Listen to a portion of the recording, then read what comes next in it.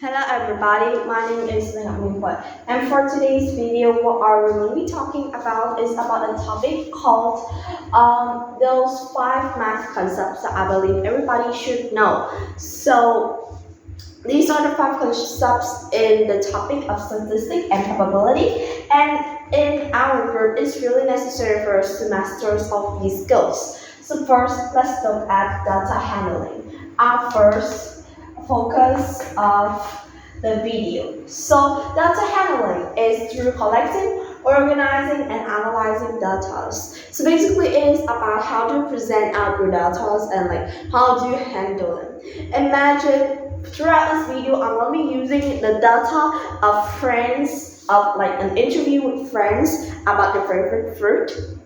Alright, so first I'm going to give you guys a math problem. Let's say I want to give it here.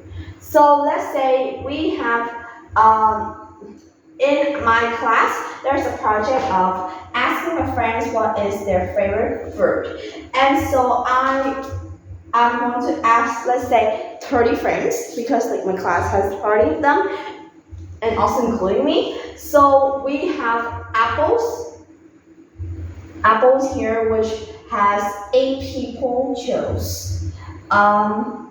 Bananas, which has, let's say, 12 people choose. 12 people choose. And on orange, let's say orange, there are 10 people that choose orange as their favorite fruit.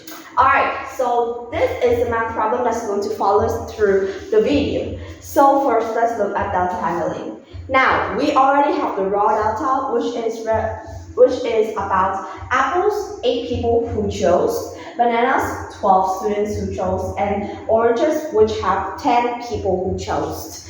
So first, we could present these data out. And there's a lot of ways, such as pie charts, tables, or bar graph, line graphs, etc. But let's say we have an example of a bar graph, which is this one. So I'm going to draw on down here. So if we have a bar graph, then we could name up on here is the fruits that students in class 6-1 likes. And here we have is apples, bananas, and oranges. No, it is here. Apples, bananas, and oranges. And so we are going to draw them as bars. So I'm just going to draw an example here, so please don't mind.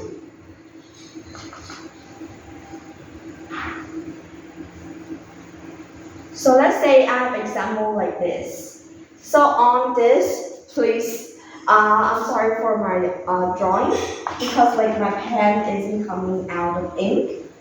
So okay, here is our graph. So you can see that A, B, and O, which are names for apple, bananas, and orange, have helped me present out this bar. So that is basically about data handling.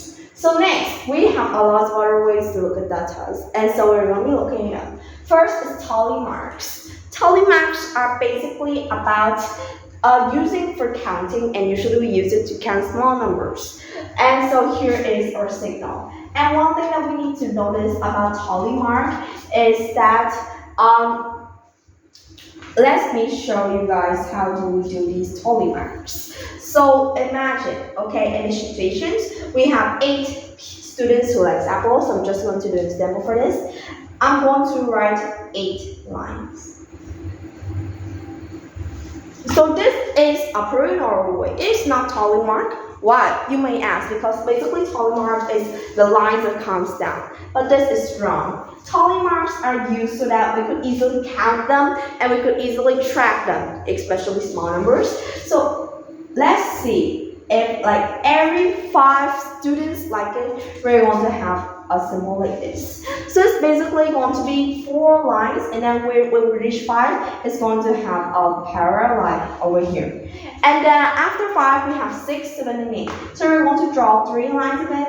And so you can see here, you could easily see that it is 5. And then you just count the total up, add them up, and you have 8 students who likes apples. So that is our example of tally marks. Next, we have these frequency tables. It is used to organize data and also short them out into verbs. So frequency tables are basically some of the things that I think I use a lot because it's easy and it's also pretty common. So we could have, let me draw one. So just like this example, I'm going to name apples, bananas, and orange with A, B, and O, like earlier. So A is apple, B is banana, O is orange. A, we have 8 students. I'm just going to write 8. I'm just going to write the number. B is 12 students who likes bananas, and orange has 10 students who likes orange. So here is our frequency tables. It basically shows how much students choose the fruit here. And it could be used in a lot of situations. Like it could also be used for big numbers. Like let's have like companies calculating the customers' likings, and so they could have like shirts in different colors, such as like in red, blue, and white. So let's say red has 1,500 people who buy it, blue has 1,000 people who buy it, and white has 2,000 people who buy it. So it's basically just a frequency table, which is pretty easy to control and also really easy for us to understand. Next we have is Carroll diagram.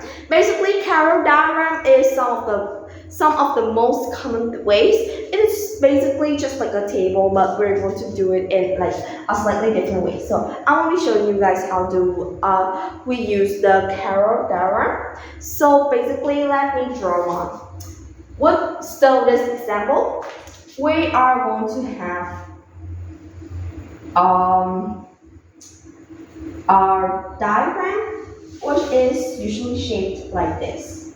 Okay, and on the first line, we're going to be naming what are our lines. So we have here is A, B, and O, which are apples, bananas, and orange. And here we're going to have the title of the type of fruit, but I'm just going to write fruits here, or just F. All right, and on here we have stuff, A, B, and O for a apple, bananas, and orange. And so we are going to write up on here is the amount of students who consume, who likes them. So I'm just gonna write, I'm just going to let it here because it's like a little bit long. So I'm going to present them out in lines like this. So I'm just gonna write 8 here, 12 here, and 10 here. Sorry for my bad drawing. So basically it's like that. It is about the Carroll diagram. Now we do it like that. Alright, so lastly we have is a Venn diagram. And you usually see it a lot. Usually when you're expressing things that have the same, have the likely informations. So one thing here, let's say we have the amount of, let's say we have 2 groups of apples. But I'm going to use a different example because we can't use this actually. So I'm going to have an example. We have group A, which has the numbers of 1, 2, 5, and 7.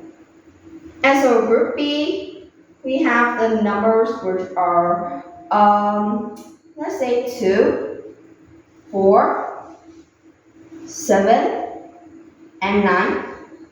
So these are our two groups. And so how do we actually present them out in a Venn diagram? Let's draw a Venn diagram. So Venn diagram could be used for like a limited amount of groups. Like it does not even have a limit. So you could use it for a lot of situations. Like I'm just using 2 here because we only have 2 groups. Let's say in situations where you have more, it's still okay. Like we could still add another one here.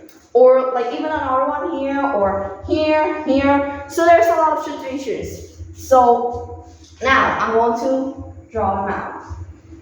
So you're basically understanding that on part A here, we have is 1 and 5. And on this group here, we have is 4 and 9. And so what is the point in this middle? This middle here is used to show the things that is like the same in like these 2 groups, or the same numbers in these 2 groups. So the same number in these 2 groups are 2 and 7. So that's basically about the Venn diagram. It could be used in a lot of situations, like when we're talking about different kinds of animals. Like when we're talking about mammals, you can talk about animals who likes to eat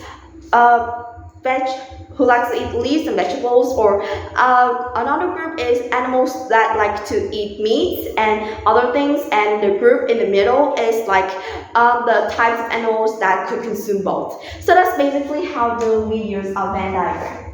So that is all for today's video about the math concepts that we've discussed on our latest meeting. Thank you so much for listening, and I hope this video really did bring us a lot of interesting knowledge. Thank you so much. Goodbye.